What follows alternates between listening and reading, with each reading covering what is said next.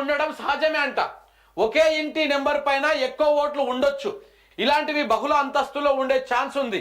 2023 నుంచి ఓటర్ల సంఖ్యలో మార్పు లేదు.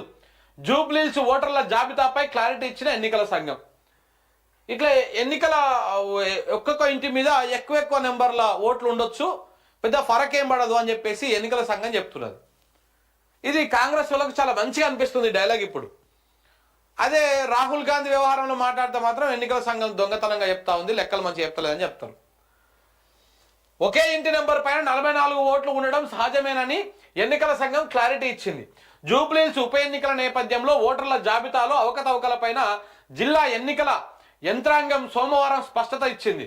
ఇంటి నంబరు 8-3-231/B/118లో 50 మంది ఓటర్లు, 8-3-231/B/119లో 10 మంది ఓటర్లు, ఇట్లా 8 మంది ఓటర్లు, 43 మంది ఓటర్లు ఉన్నారనేటువంటి అంశం పైన స్పష్టతనిస్తూ విచారణ చేపట్టినట్టు తెలిపింది. ఈ పేర్లు 2023 నుంచి 23లో జరిగిన తెలంగాణ రాష్ట్ర శాసనసభ ఎన్నికలు, 2024లో జరిగినటువంటి లోక్సభ ఎన్నికలకు సంబంధించిన తుది జాబితాలో కూడా ఉన్నాయని చెప్పేసి వెల్లడించింది. మరి వాళ్ళందరూ ఓట్లేస్తోలేనా? మరి వాళ్ళు ఎందుకు లేరా అడ్రస్లో? ఇప్పుడు కేవలం ఓటేసిపోతా ఉన్నారా? లేకపోతే వాళ్ళు ఇంకో దగ్గర వాళ్ళకు ఓట్లు ఉన్నాయా? రెండు ఓట్లు ఉన్నాయా? వెంకటరెడ్డికి ఎట్టు వచ్చింది ఆడ ఓటు? కోమటిరెడ్డి వెంకటరెడ్డికి. అలాగనే రెండు పేరుతో ఉన్నటువంటిది ఎట్లా వచ్చింది? ఇవన్నీ ఎట్లా వచ్చినాయి? ఇగో వెంకటరెడ్డి ఫోటో, ఇది మరి తిరుగుతా ఉంది బాగా. మరి ఇది కూడా కామనేనా? ఏంది ఇది? ఎవరిమే? ఎవరో సత్యలత అంట. ఇవ ఎక్కడెక్కడ ఉన్నది ఓటు? ఇగో రెండు ఓట్లు ఉన్నాయి. ఒక దగ్గరనేమో ఫీమేల్ అని అడ్రస్ కూడా సేమ్, మళ్ళా సేమ్ అడ్రస్ సేమ్ బూత్ అంత ఒకటే. 2 ఓట్లు ఉన్నాయి. ఐడి కార్డ్ నెంబర్లు వేరు. చూడండి ఇక్కడ, ఇంకో ఇక్కడ WKH39 ఇది ఒకటి వేరు ఉన్నాయి, మళ్ళీ సేమ్ ఉన్నాయి. ఇవి కూడా ఓకేనా? ఎన్నికల సంఘానికి సిగ్గానే ఉండాలిగా చెప్తాందుకు, ఇట్లా స్టేట్మెంట్లు ఇస్తాందుకు. మరి ఇది కూడా ఇప్పుడు ఇక్కడ కూడా ఏంది? వెంకటేష్ బిక్కిని వెంకటేష్ ఉంటాడు అంతే. ఇగో ఇవన్నీ ఫేకే. ఇగో వెంకటేష్ బిక్కిని ఈడ జూబ్లీహిల్స్లో ఉన్నాడు.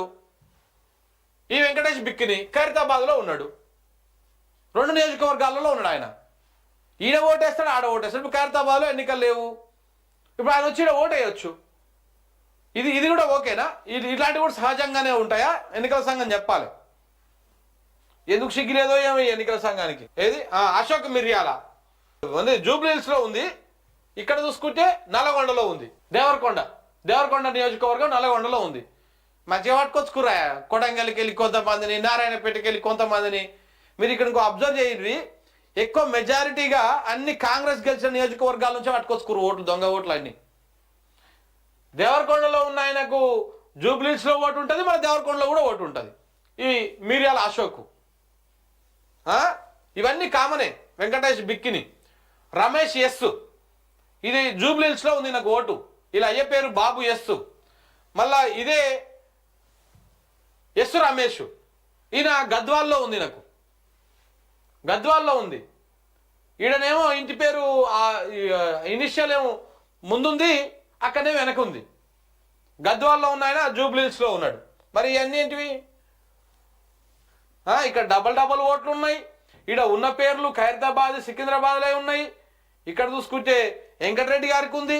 ఇంకో ఇక్కడ డబల్ ఓట్లు ఉన్నాయి. ఈడ కూడా దీపక్ శర్మ అంట, సేమ్ అడ్రస్ సేమ్ కథ, 2 ఐడి కార్డులు. మరి వీటన్నింటికి ఎన్నికల సంఘం సమాధానం చెప్పాలి. ఇంకా ఇజ్జత్ తీసుకోవడం కాకపోతే ఇంకోటి ఏం లేదు. మాధురి అంట, ఫోటోలు మళ్ళీ డిఫరెన్స్ ఉన్నాయి. ఇక్కడ పేరు ఒకటే, ఫోటోలు మారిపోయినాయి. ఇది ఈ రకంగా ఉన్నది. ఇట్లా తీసుకుంటూ పోతే మొత్తం డొల్లనే బయటపడుతుంది. ఎన్నికల ఓట్ల చోరు చాలా అద్భుతంగా జరిగింది ఇక్కడ. సో ఎన్నికల కమిషను ఇప్పుడు చెప్పాలి దీనికి సమాధానం.